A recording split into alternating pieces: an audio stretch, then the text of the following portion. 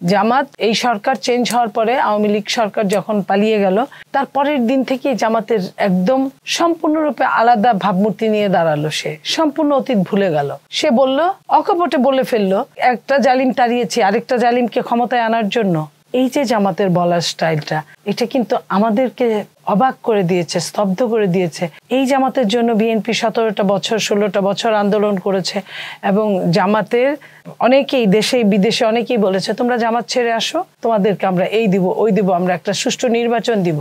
BNP কিন্তু নিজে থেকে জামাতকে ছাড়ে নাই।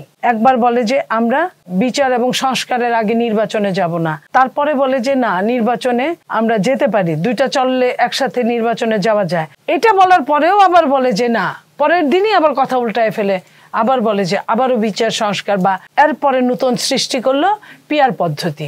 এই পিয়ার পদ্ধতি ছাড়া তারা নির্বাচনে যাবে না।